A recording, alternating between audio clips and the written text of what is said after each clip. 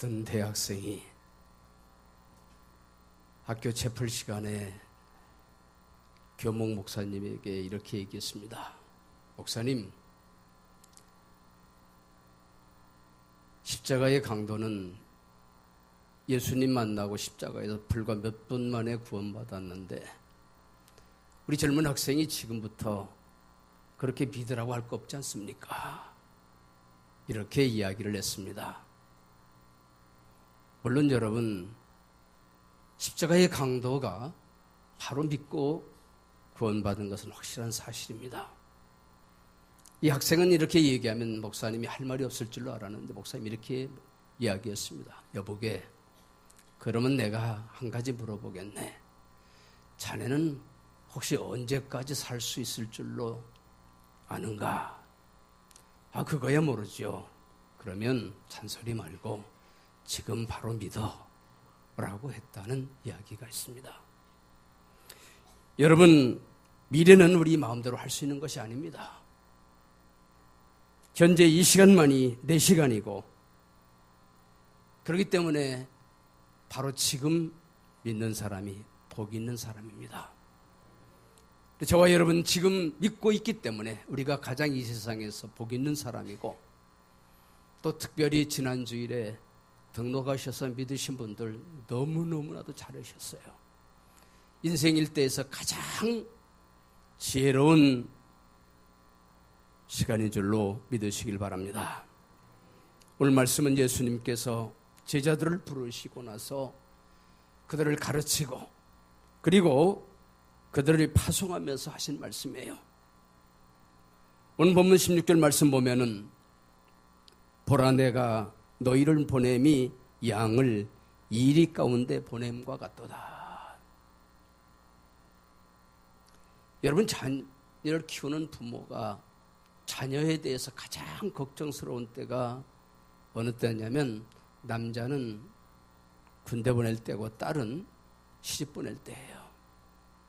특별히 군대, 이야기를 들으면 군대 가면 사람을 개패듯이 팬다는데 내 집에서 귀하게 키운 아들이 군대 가서 그처럼 취급을 받는다면 어떻게 할까? 너무너무 걱정되는 거예요.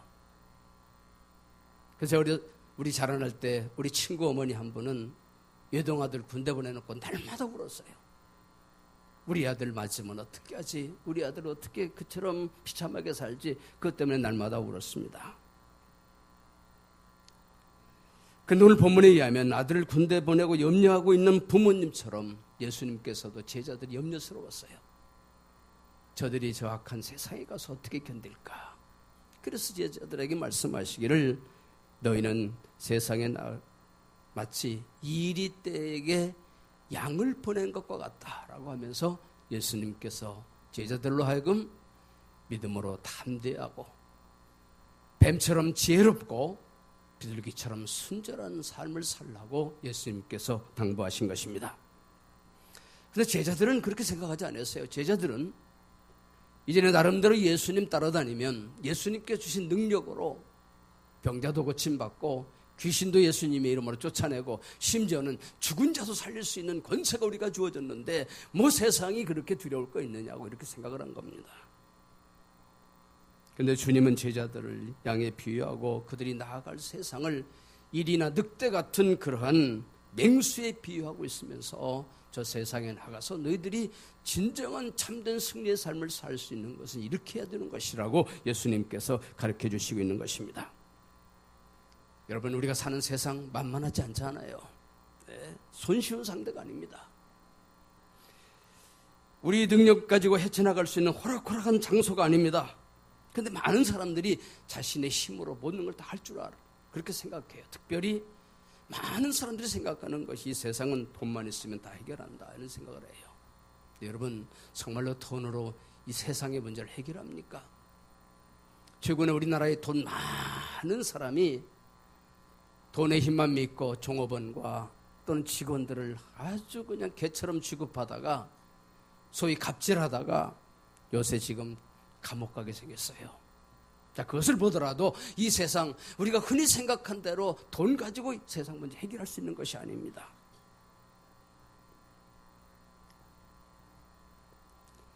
예수님께서 그러면은 제자들을 악한 일이나 늑대 같은 세상에 보내려면 제자들에게 너희는 사자나 독수리같이 되어라 이렇게 말씀하시지 아니하시고, 늑대나 이리를 이기는 방법은 사자나 독수리 같은 힘을 가져야 이길 수 있는데도 불구하고 그렇게 하라고 하지 아니하고 그냥 미물인 뱀같이 지혜롭고 아주 연약한 비둘기처럼 순결하여서 이 세상을 이기라고 예수님께서 가르쳐 주시고 있다는 겁니다. 그럼 왜 이렇게 예수님께서 말씀하셨을까요? 하나님은 얼마든지 강한 군대를 보내서 천군 천사를 동원해서라도 얼마든지 세상을 이길 수가 있습니다. 군대를 동원해서라도 하나님이 세상을 통일시킬 수 있어요. 예수님 그렇게 하지 아니하시고, 하나님 그렇게 하지 아니하시고, 너희가 진정으로 이 세상을 이겨나가는 방법은 뱀 같은 지혜와 비둘기 같은 순결한 그러한 신앙을 가지고 이겨야 된다고 가르쳐 주셨고, 그렇게 했기 때문에 오늘날 이 세상도 예수 그리스도의 거룩하신 복음으로 비둘기같이 순결한 하나님의 말씀으로 이 세상을 이기고 이 세상이 이와 같은 복음으로 지금까지 인도되고 있는 것입니다. 예수부가 우리가 잘 아는 이야기가 있습니다. 지나가는 나그네를 강한 바람과 햇빛이 서로 내기를 했습니다. 누가 저 나그네의 옷을 벗길 수 있을까? 상식적으로 생각해도 그렇고 힘 있는 바람이 생각해도 그까짓 것 내가 강한 태풍 한 번만 불면 그 사람 입고 가든 외투 순식간에 날려보낼 것이라고 장담했어요. 어떻게 됐어요? 강한 바람이 불면 불수록 나그네는 옷을 꼭 붙들고 있기 때문에 도저히 그 옷을 벗길 수가 없었습니다. 그러나 힘이 없는 것 같은 햇빛, 가만히 조용히 햇빛을 점점 비추니까 더워가지고 스스로 나그네가 옷을 벗더라는 이야기예요. 그런 것처럼 여러분, 이 세상에 강한 것이 이기는 것이 아니라 부드러운 것이 이기는 줄로 믿으시기 바랍니다. 우리 입속에 있는 이빨이 이기는 것이 아니라 혀가 더 오래 견디는 것처럼 부드러운 것이 이 세상도 이길 수가 있는 거예요. 자, 그러면 우리 주님께서 말씀하신 대로 우리가 지혜롭게 살아야 되는데 그 지혜를 어떻게 얻어야 되느냐? 주님이 우리에게 말씀하시기를 야고보서 1장 5절에 너희 중에 누구든지 지혜가 부족하거든 모든 사람에게 후히 주시고 꾸짖지 아니하시는 하나님께 구하라. 그러면 주시리라. 이 세상을 이기는 지혜를 분명히 우리 하나님께서 주시겠다고 약속해 주셨습니다.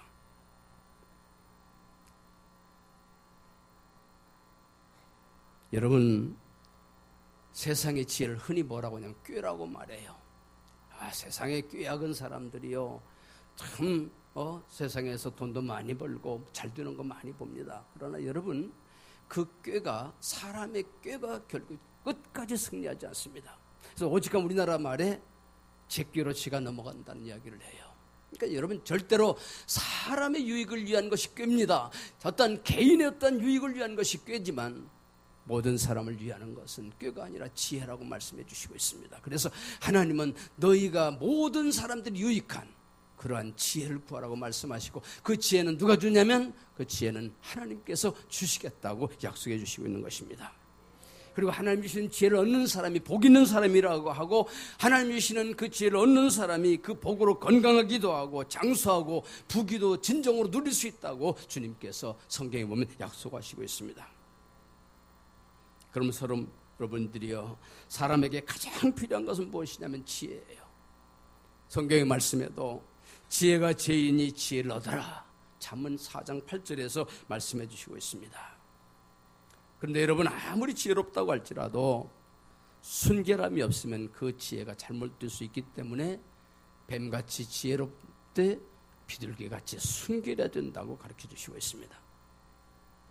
여러분, 머리 좋은 사람이 좋은 일하면 인류에 공헌할 수가 있지만 머리 좋은 사람이 악한 일을 하면은 인류 사회 속에 엄청난 잘못을 범하고 있는 것들이 역사를 통해서 증명되고 있습니다.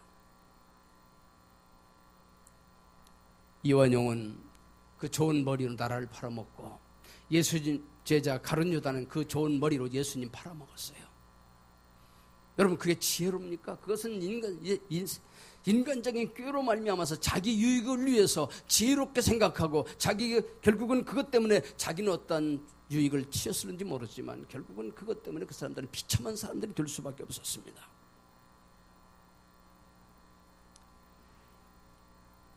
그러나 성경에 나오는 바로 왕도, 역사상에 나오는 나폴레옹도, 히틀러도, 스탈린도, 김일성의 공산당도 힘으로 이기는 것 같지만 망했어요.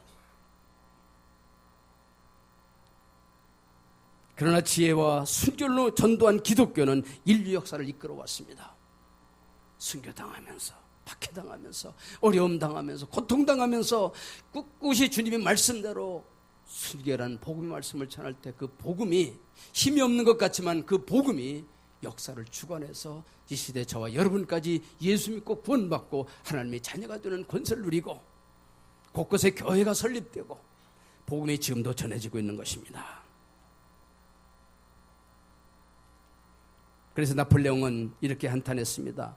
나는 수많은 군대로도 실패했지만 예수는 혼자서라도 십자가를 지고 십자가에서 죽었지만 진정한 승리는 예수 그리스도께서 하셨다라고 한탄했습니다.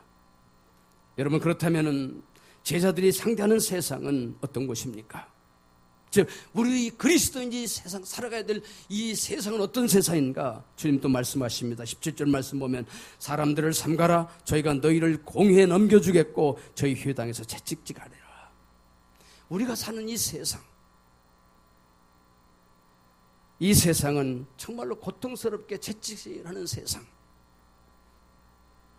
이 세상은 동원할 수 있는 모든 사람을 다 동원해서 우리를 핍박하고 우리를 괴롭히는 것이 세상이라고 말씀해 주시고 있습니다. 그렇다면 약한 세상을 우리가 어떻게 이길 수 있느냐면 주님께서 약속하신 대로 뱀처럼 지혜롭고 비둘기같이 순결함으로 이기라는 거예요. 옛날 로마의 기독교를 박해하던 도미티안 황제 때에 많은 사람들이 핍박을 당하면서 순교를 당했어요. 그때 서만학교에 폴리갑 감독이 붙들려 왔습니다. 많은 사람들로 하여금 존경을 받았지만 신앙 때문에 그는 어쩔 수 없이 순교를 당했습니다. 사형을 집행하는 그 집행관도 폴리갑 감독이 순교당하는 것이 아까웠습니다. 마지막으로 그래서 당신이 우리에게 할 마지막 소원이 무엇입니까? 하고 물어봤어요. 그랬더니 이분이 말씀하시기를 내가 이렇게 죽는 것을 제외하고는 여러분도 다 나와 같이 되기를 바랍니다. 그러면서 순교를 당했어요. 그 자리를 지켜보고 있던 많은 사람들이 그 훌륭하신 분의 그 순교하는 장면을 보면서 그들이 오히려 그분을 존경하고 부러워했다는 거예요. 그러면서 정말로 이렇게 양심적인 사람들, 이렇게 정말 순결한 그러한 순교자들을 보면서 그들이 한 사람 두 사람씩 예수 믿기 시작해서 그 로마가 결국은 기독교 국가가 되는 위대한 역사가 일어나게 된 것입니다. 즉 하나님은 로마 같은 그러한 세상을 정복할 때에 군대의 힘으로 하지 아니하고 순결한 거룩한 복음을 통해서, 그래서 복음을 전함으로 말미암아서 그 로마를 기독교화 시키고 그 로마 사람을 통해서 거룩한 복음이 전 세계에 전해지게 한 것입니다. 일본의 유명한 기독교인이며 작가인 빙점의 저자 삼포능자 여사 이야기입니다. 그가 가난해서 조그마한 가게를 했습니다. 근데 정직하고 선하게 하니까 가게가 점점 잘 되는 거예요. 처음에는 상자로 몇 개씩 사다가 팔던 그 가게가 나중에는 아주 사람들이 많이 찾아와서 나중에는 트럭으로 물건을 들어올 정도로 그렇게 크게 가게가 잘 되었습니다. 어느 날 그 남편이 직장에 다녀오며 퇴근하면서 아내에게 이야기합니다. 여보, 우리 가게가 잘 되니까 좋기는 한데 우리가 잘 되는 만큼 앞에 가게는 안 되잖아. 그렇다면 이것은 우리 예수 믿는 사람으로 살 일이 아니잖아. 그러니까 우리 가게를 축소해야 되겠어. 그렇게 하자고. 또 그때부터 물건을 적게 받기 시작해서 손님이 찾아올 때 없는 물건 앞에 가게로 보내서 저 앞에 가게 가면 있습니다. 그렇게 함으로 말미암아 앞에 가게도 살릴 수 있는, 그러면서 그렇게 했습니다. 그러면서 삼포농자는 자기가 한가한 시간, 그 시간에 소설을 쓰기 시작했습니다. 그 유명한 빙점이라고 하는 소설을 써서 베스트셀러가 되었기 때문에 결국은 가게에서 장사한 것보다도 수백 배 더 많은 소득을 올리고, 그것을 통해서 기독교의 복음을 사람들에게 전하고, 일본같이 전도하기 힘든 그런 곳에 그런 복음을 전하는 위대한 역사를 이루게 되었습니다. 한 비둘기같이 순결한 삶을 살면서 바로 살았을 때 하나님께서 다 보상해 주셨습니다. 이런 간증도 있습니다. 어느 목사님이 자신은 원래 불신자였고 기독교를 싫어했다고 합니다. 근데 군대에 갔어요. 군대 갔는데 고참이 되었 후에 쫄병한 사람이 돌아왔는데 얼마나 믿음이 좋은지 아주 성실하고 모든 일을 잘 감당하면서, 그런데 딱 한 가지, 다른 건 다 좋은데 이 사람이 보기에는 저녁 때만 되면 침상에 앉아서 하나님께 기도한다고 몸을 흔들면서 계속 기도하는 거예요. 여러분, 안 믿는 사람들은, 우리 예수 믿는 사람 하는 꼴만 봐도 싫어하거든요. 그래 앉아서 기도하는 그 꼴이 보기 싫어가지고 욕도 하고 기합도 주고 아주 힘든 일도 시키고, 그래도 이 사람 꿋꿋이 자기를 잘 감당하면서, 그리고 밤만 되면 침상에 앉아서 그가 믿는 하나님에게 열심히 몸을 흔들면서 기도하는 거예요. 가뜩이나 보기 싫은데 어느 날 이 고참이 밖에 나가서 술 마시고 들어왔는데, 비가 질쩍질쩍 오는 날 군하는 모든 진흙에 쭉 빠져 있는데, 그래서 그냥 속이 상해서 들어왔는데, 들어와서 보니까 또 침상에서 이 쫄병이 열심히 몸 흔들고 기도하는 거예요. 그냥 진흙 묻은 구두를 가지고 그 기도하고 있는 그 쫄병의 머리를 훅 갈겨버렸습니다. 그리고 자기도 모르게 이제 술김에 그냥 잠들었어요. 근데 새벽에 일어나서 가만히 보니까, 아니 세상에 그렇게 더러운 진흙 묻은 구두를 깨끗이 쳐놓고 또 구두약까지 잘 발라서 자기 침상 앞에 가지런히 놓은 거예요. 그 순간 이 사람이 깨달았습니다. 아하, 예수 믿는 사람은 이렇구나. 저 사람 정말로 진실한 사람이구나. 저 사람의 기도는 참된 기도구나. 그래서 일어나서 그 쫄병에게 사과하고, 그럼 나도 네가 믿는 예수 한번 믿어보자.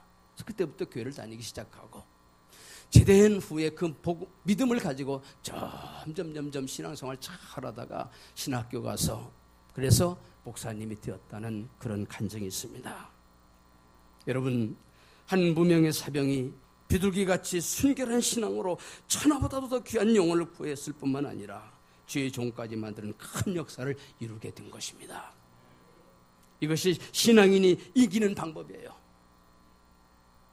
여러분, 많이 전도해봤지만 억지로 전도한다고 여러분 됩니까? 우리가 지난주에 우리 총동원 전도 주의를 지켰지만, 여러분 많이 노력했지만, 별 방법을 다 해봤지만 쉽게 전도되지 않잖아요. 그러나 여러분, 전도하는 방법 중에서 가장 정확한 방법은 뱀같이 지혜롭고 비둘기같이 순결한 방법인 줄로 믿으시길 바랍니다. 어느 교회 권사님은 남편을 전도를 하는데 아무리 전도해도 전도가 안 되는, 전도하려고 하면 더 술 많이 마시고 가가지고 더 행패도 부리는 거야. 어느 날은 남편이 술을 찐탕 먹고 나와서 집에 가서 그냥 정신없이 또 자고 있는 거예요. 권사님이 가만히 보니까 불쌍하기도 하고 서럽기도 해서 그냥 붙들고 그냥 눈물을 흘리면서 기도를 했습니다. 술 취해서 자고 있던 이 남편이 갑자기 얼굴에 뜨거운 물이 툭툭 떨어지니까 정신이 바짝 나서 보니까 아내가 울고 있거든요. 그때 하는 말이, 울지마, 교회 나가면 될 거 아니야. 그래서 그날부터 이 남편이 교회 나와서 신앙생활 하는데, 웬걸요, 교회 나와서 신앙생활 얼마나 열심히 하는지 오히려 권사님보다 믿음이 더 좋아가지고 나중에는 그 교회 장로님까지 되었다는 이야기가 있습니다. 이것이 비둘기같이 순결한 신앙의 승리의 비결입니다. 여러분, 그리고 순결한 기독교인들은 예절도 잘 지킬 줄 알아야 돼요. 우리 예수 믿는 사람 정직해야 돼요. 그리고 예수 믿는 사람 친절해야 돼요. 여러분 지난주일에 등록하신 성도님들 보시면 오늘 친절하게 대해주세요. 우리 예수 믿는 사람들의 특징이 친절한 거예요. 그리고 우리 예수 믿는 사람은 어디를 가든지 정직해야 돼요. 어느 학교를 갓 졸업한 신앙 좋은 청년이 어느 회사 사장 비서로 취직을 하게 되었습니다. 사장실에서 주로 하는 일이 전화 받는 일이잖아요. 처음 들어간 이 청년이 전화를 받는데 하루에도 사장님을 만나자는 수십 통의 전화가 들어오는데, 여러분 그렇잖아요. 그 전화 다 사장님한테 연결할 수가 없잖아요. 잘 판단해서 어떤 전화는 연결해 줘야 되지만 어떤 전화는 사장님 안 계신다고 거짓말해야 돼요. 이 청년이 처음에는 그냥 어쩔 수 없었지만 시간이 지나면서 자꾸 양심의 가책을 느끼는 거예요. 왜? 나는 예수 믿는 사람인데 뻔히 사장님이 계신데 내가 이렇게 맨날 거짓말을 사장님이 안 계신다고 하니 괴로워서 견딜 수가 없어요. 어느 날 결심을 해서 사직을 하려고 사직서를 가지고 사장님 찾아갔어요. 사장님, 아니 그렇게 착실하게 근무했는데 왜 사표를 내려고 그래? 사장님, 저는 예수 믿는 사람인데 하루에도 수없이 사장님 계시지 않는다고 거짓말하는데 이게 견딜 수가 없습니다. 그래서 사표를 내야 되겠습니다. 사장님이 그래 그럼 기다려. 며칠 있더니 오히려 이 청년을요 전격적인 승진을 시켜서 경리과 과장으로 승진시켰더라는 이야기예요. 사장님 하는 이야기가 경리과는 돈 만지는 곳은 정말로 정직한 사람이 해야 되는데 이 사람이라면 우리 경리과를 맡겨도 될 사람이라고 오히려 정직했기 때문에 비둘기같이 순결했기 때문에 승진했다는 그런 이야기가 있습니다. 때때로 우리는 정직한 것은 바보스러운 것이라고 여길 때가 많습니다. 그러나 정직한 사람은 하나님께서 도와주셔서 결국은 정직한 사람이 성공하게 되는 줄로 믿으시기 바랍니다. 영국이 기독교 국가일 때에, 즉 2차 대전 후에 영국 사람들 신앙생활 잘할 때 영국이 신사의 나라라고 말을 들을 그 당시에 영국의 수상은 처칠이었습니다. 2차 대전이 끝난 후에 처칠이 어느 날 갑자기 국무회의가 있어서 차를 타고 가는데 지금 바삐 가야 되겠는데 가다가 교차로에서 신호등이 딱 걸렸어요. 보니까 사람도 지나가지도 않고 차도 안 지나가니까 지금 바쁘기는 하고 처칠이 기사에게 신호등 무시하고 빨리 달려. 신호등을 무시하고 가는 그 순간에 교통순경이 딱 나와서 붙잡았습니다. 처칠이 여보게 나 수상이야. 깊은 국무회의가 있어서 지금 빨리 가야 돼. 한번 봐주게. 그랬더니 경찰관이 하는 말이 수상이라니요. 대영제국의 수상은 거짓말하지 않습니다. 당신은 수상이 아닙니다. 그러면서 벌과금 딱지를 붙여버렸어요.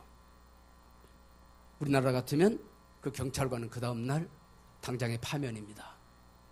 근데 처칠 수상은 그 다음날 바로 이렇게 훌륭한 사람이 우리 경찰관이라니 이 사람에게 1계급 특진을 시키라고 명령을 내렸습니다.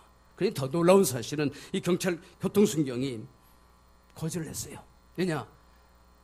나는 마땅히 해야 될 일을 했기 때문에 그것 때문에 내가 표창을 받고 내가 승진할 이유가 없습니다. 여러분, 이래서 기독교 국가 영국을 신사의 나라라고 말한 것입니다. 우리나라에도 수많은 정치인들, 수많은 공무원, 정말 우리나라 이런 사회가 되었으면 얼마나 좋겠어요. 얼마 전에 우리나라는 선거했습니다. 많은 사람들이 자기가 정말로 잘하겠다고 그래서 해서 많은 사람들이 당선이 되었고 이제 일하게 될 것입니다. 정말로 그들에게 필요한 것은 뭐냐면 이렇게 비둘기같이 순결한 신앙이 필요합니다. 정직함이 필요합니다. 여러분, 우리나라가 정직 지수가 세계에서 하위예요, 하위. 정말로 우리나라에게 필요한 것이 어떤 국민소득이 더 높아지는 것보다 더 중요한 것이 아니라 더 중요한 것은 이 나라, 이 민족이 정말로 기독교의 복음을 통해서 비둘기같이 순결한 신앙을 통해서 정직한 나라가 되는 것이 앞으로 우리나라에 소망이 있는 일 줄로 여러분 믿으시기 바랍니다. 인도에서 유명한 지도자였던 마하트마 간디가 영국의 기자들이 물어봤습니다. 무질서하고 가난한 인도에서 가장 시급한 과제가 뭡니까? 간디가 한 말이, 지금 인도에 주어진 시급한 과제는 저들이 잘 먹고 잘 사는 경제적인 부흥이나 어려운 사람들을 도와주는 사회 건설보다도 더 중요한 것은 국민들의 올바른 인격 건설입니다. 바른 생각, 바른 행동이 정말로 필요한 거예요. 그러나 인도의 국민들은 그것을 받아들이지 않았기 때문에 지금까지도 인도는 세계에서 가장 후진국 중에 하나가 되었어요.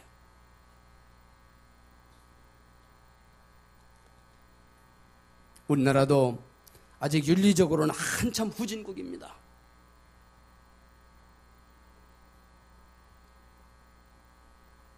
성도 여러분, 지는 것이 결코 패배는 아닙니다. 져주는 것과 지는 것은 다릅니다. 우리 그리스도인의 순결함은 이길 수 있어도 져주는 거예요. 속아주는 것과 속아 넘어가는 것도 달라요. 어리석으면 속아 넘어가지만 지혜로운 사람은 알면서도 속아주는 것입니다.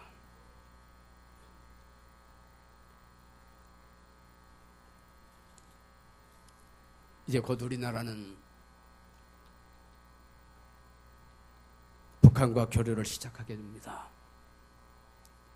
6.25 지금부터 60여 년 전 인정사정도 없는 북한의 공산주의자들은 우리나라를 전격적으로 남침해서 정말로 민족 상잔의 참 불행한 그런 역사를 우리는 가지고 있습니다. 여러분, 공산주의자들 다 체험해봤잖아요. 얼마나 그들이 악한지. 인정사정도 없는 것이 공산주의 아닙니까? 그들과 우리는 다시 손잡자고 그래요. 우리는 그들에게 그동안도 많이 속았습니다. 그들에게 도와준 것이 결국은 그들의 평화를 위해서 쓴 것이 아니라 오히려 무기를 만드는 데 사용했다는 것도 증명이 됐습니다. 그들과 다시 손잡아서, 그래서 이제 우리가 평화로운 나라를 만들자고 할 때, 그럼 우리 이 시대 어떻게 해야 되겠어요? 어쩔 수 없이 그래도 우리는 비둘기같이 순결한 그러한 믿음을 가지고 복음을 가지고 나가서 통일시켜야죠. 그들에게 돈만 많이 주었다고 한번 잘 살아보세요. 만약에 북한이 우리가 도와줘서 그들이 잘 살게 되면 그들이 어떻게 할 것 같습니까? 뻔하잖아요. 네. 북한의 김정은이 자기 고모부도 죽이고 자기 형님도 죽인 그 김정은이가 만약에 지금 어렵고 힘들으니까 손 내밀고 그래서 평화를 누리자고 그러지, 만약에 그들이 잘 살게 되고 만약에 우리보다 힘이 있다고 그러면 어떻게 되겠어요? 6.25와 같이 또 우리를 침략할 거예요. 그러나 우리가 그들에게 한없이 속아준 것만이 아니라 복음을 가지고, 정치인들이 정말로 정신 차려야 될 것은요, 복음 가지고 나가서 그들을 변화시켜서 그들로 하여금 순결한 믿음을 갖게 할 때 진정한 통일이 될 수 있죠. 그들에게 먹을 것 많이 주고 그들에게 잘 살게 해준다고 그래서 그들이 변화될지는 절대로 않을 거라고 생각합니다. 그럼 우리가 이 시대에 우리 자신이 먼저 복음을 가지고 순결해야 되고, 그래서 저들의 복음을 가지고 저들에게 참된 순결함을 가리킴으로 말미암아 훗날에 진정한 통일, 서로 믿을 수 있는 통일, 정말로 마음을 주고 손을 잡을 수 있는 그런 통일이 돌아올 수 있도록 우리가 더욱 열심히 기도하고 복음을 가지고 북한을 변화시킬 수 있도록 노력해야 될 것입니다. 기도드리겠습니다. 하나님,